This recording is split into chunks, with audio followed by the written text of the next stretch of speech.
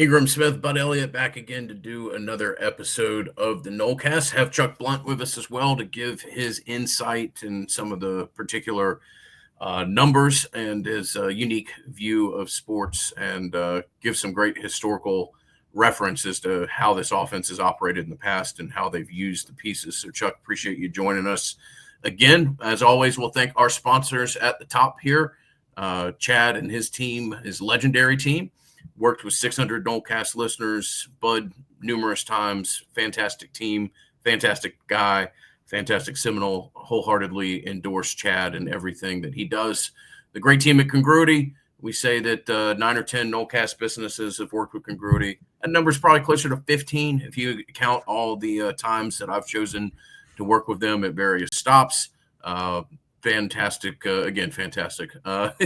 Great group. Thorough, had nothing but positive feedback from anybody that's ever worked with them, and the team at For the Table Hospitality Group, Matt Thompson, all that he does, Township, Madison Social, Charlie Park, Social Catering, Social Kitchen.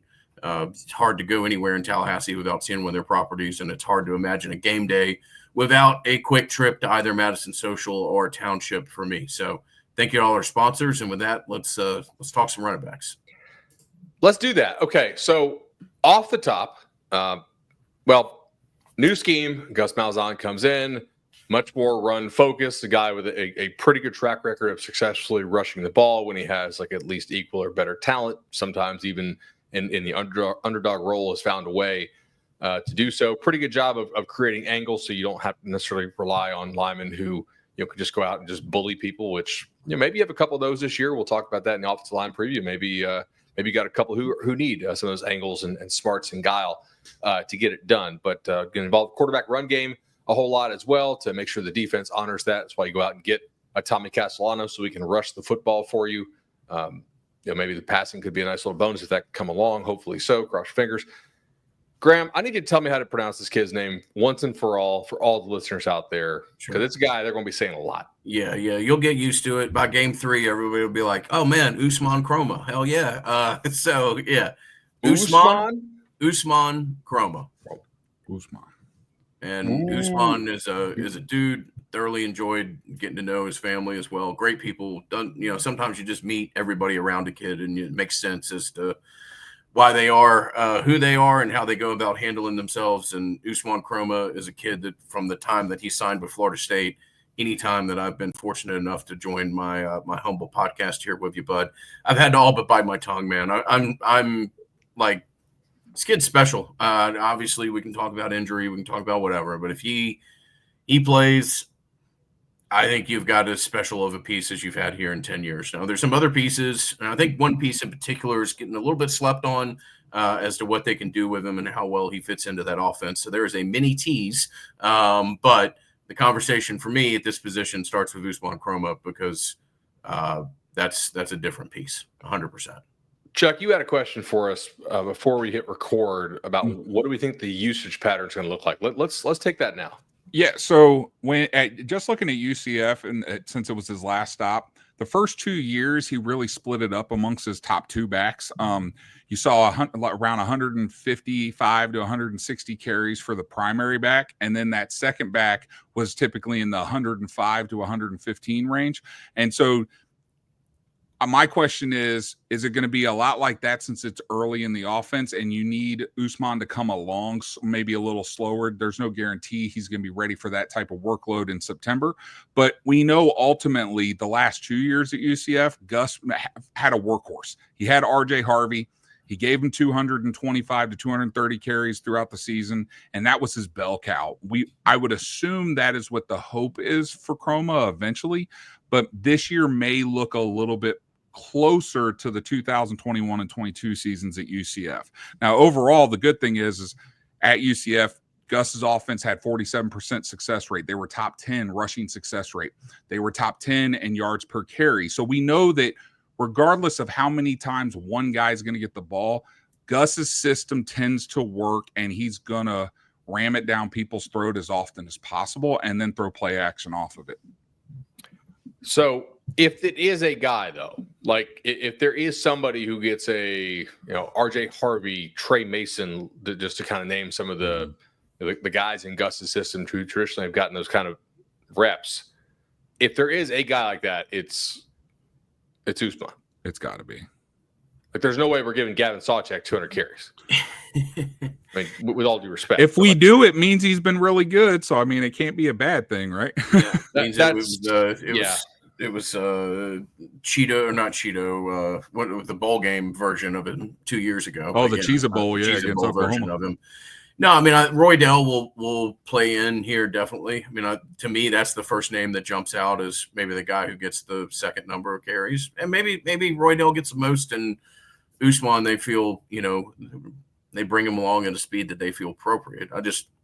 It's not like, I mean, look, just because a kid carries a bunch of muscle and stuff doesn't mean that he's ready to carry the ball 30 times a game. But it's not like you're dealing with a tiny frame there or something. I mean, you're dealing with a physically developed kid that can run the ball and can dish out punishment and absorb a good amount of it as well. So, we'll see what happens. But I can't wait to see the first time Usman throws a defender 4 yards off of him is going to give us all. It won't necessarily be Greg Jones, UNC type stuff, but it'll just be great to see a running back that can give it a little bit as well. So, in looking at this, I crowdsourced this on Twitter because I was trying to figure out who Kromah reminds me of, and like I told Graham, I was like, it's kind of Darren McFadden-ish, but I don't know that he has quite the same like top end speed, top end pull away like McFadden. Yeah. I mean, that guy was real. I think Kromah's.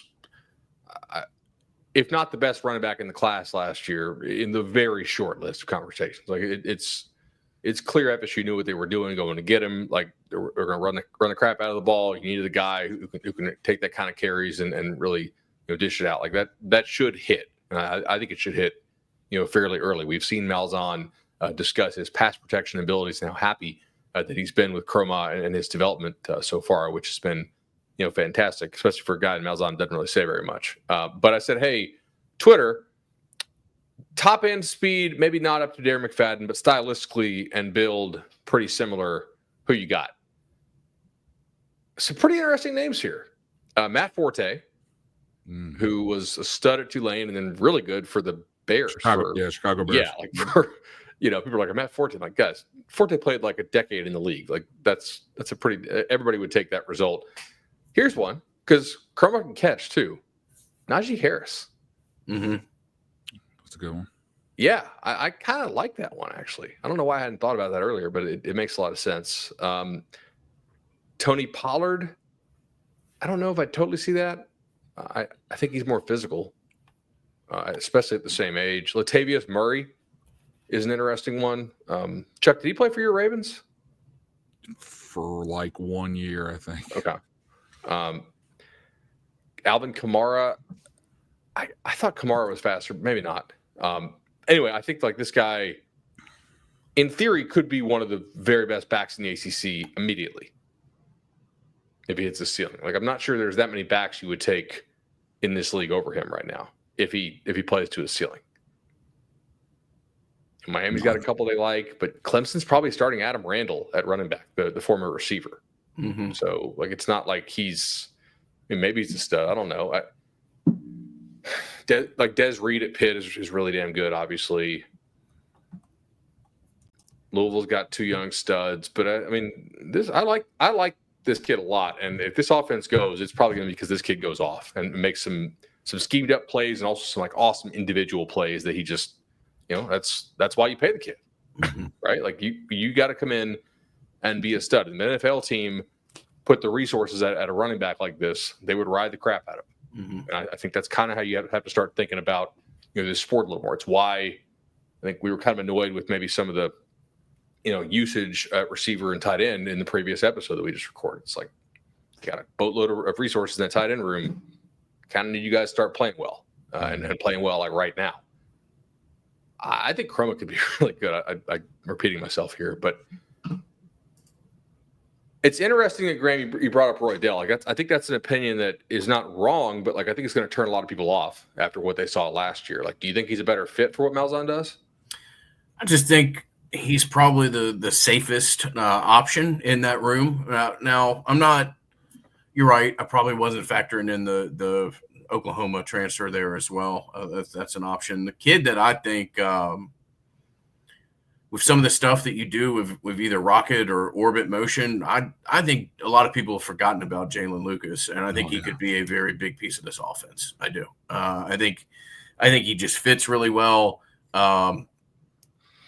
And you go back and you watch the first 2 series of the Georgia Tech game, like that kid's a massive part of the offense, and then it just kind of goes away. Yeah, we never saw him again. Yeah, and I wonder if that's not a little bit more as to what will be or what we'll see. But super like elite. Maybe not Olympic sprinter type stuff, but elite speed. That if you can get good matchups, or you can get in.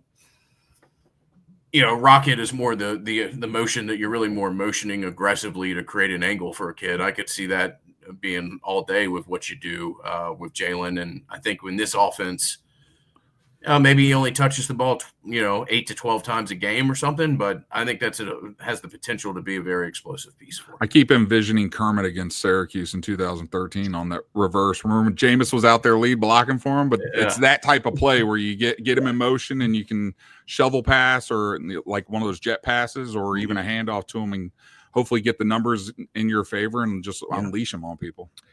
There's a play that Malzahn has run a couple times at Auburn, and I don't know they're running this with him, and I'm actually not going to discuss any more than that now. I just mark this. If we see it, let's pull this up back during the season, because I actually think Lucas is like a perfect fit for this thing that he breaks out once in a while. So do we think Mekhi Danzy factors in here at all? Well, didn't he move more to wide receiver? He's more at wide receiver now, isn't he? That's what it seems like from most recent reports. I don't know how many carries he'll actually get. It maybe more Lucas takes some of those type of orbit and carries, or maybe they rotate the two of them into that type of role. Yeah.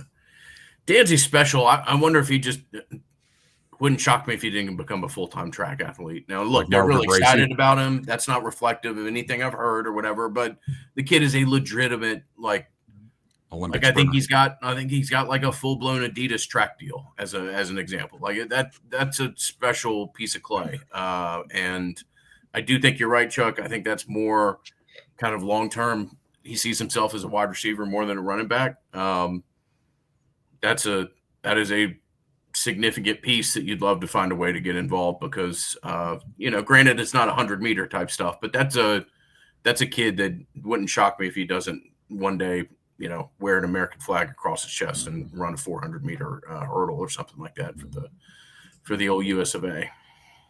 I'm most excited to see him on special teams, to be honest. That's where I'd like to get him the ball and get him some blockers. So we think this room, if Kromah hits, is clearly like top quartile of the ACC, if not like best. Because there are situations where a back as a freshman is like the best back in a power conference. We've seen this, before. Maybe a little bit less common now, but I mean, like Adrian Peterson from day one was the best runner in the Big 12, and by a lot. I'm sure Miami and Pitt fans would certainly have something to say. Louisville fans, obviously, as well. They got some young studs. But where do we think – I'm having trouble figuring out where I think this room fits nationally because, to me, it's so much on Kromah. Like, if Kromah doesn't hit, I don't think this room's anything special at all. Like, I think it's just kind of – Like, I don't think – I mean, do you think Roydell's a pro? I don't. Like, do you think – at least not like a top half of the draft type guy. Is Sawchuk – I guess in theory you could rebound, but you got a lot of pieces here too. I mean, we don't mention Keziah Holmes. We don't. I mean, there's a lot of names here that you've dabbled with. I just, it would be a top 25 room, right? Yeah, like if we were ranking in P5, it's top 25, but it's not a top 10 room, not yet. If it's got potential, yeah, exactly. Yeah, I think that's fair. I mean, the number of rooms that you would take over if Kromah does hit, probably Michigan. Obviously, Penn State is, pretty damn good. There's a couple more. Bama with Jam. Yeah.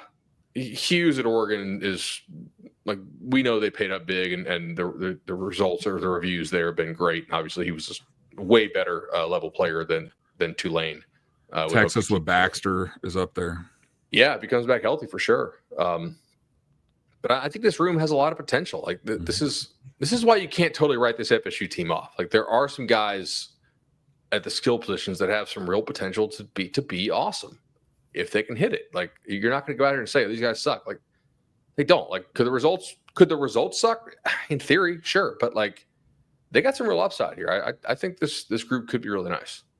Now I have a question. Is this going to be? Do we expect one of those boom or bust type of run games like we saw when Benson was there, and maybe like 23, where there was a lot of negative plays, but then he would hit the 60-yarder? Do we expect that, or do we think it's going to be consistently 3, 4, 5, and maybe a bust a 25-yarder, but maybe not have the home run threats that we have seen under Norvell's offense a few years ago? Is that back dependent? To an extent, yes. Yeah, I don't know if any of these guys have that speed, do they, Ninger? I mean, if Lucas gets free, then yeah, that's ball game. But probably nobody else that immediately comes to mind. And I'm talking as Danzy's a wide receiver at this point. Obviously, if that kid gets free, very, very few people in the country are catching him. No, we'll see. And honestly, I mean, Kromah runs well, and Bud, you probably have some of his electronic numbers and stuff. But that'll be interesting to see too, what that looks like with that kid in the open field. And yeah, by the way, once you catch up to him, you still got to try to bring his ass down, which isn't going to be easy either. So, no, we'll see. I mean, I think, and we're just about to get into this, I think you've got one piece on the offensive line that has the potential to be like an elite run blocker, and you'll run behind him a lot. And the interior of the offensive line, they like a good bit. So I think you'll see a little bit more of the consistent gain rather than the 22 model of 1 yard Benson, 2 yard Benson, 67 yard trade. Yeah. So we'll see. I think I tend to agree. All right, let's chop this and we'll jump over to the offensive line preview.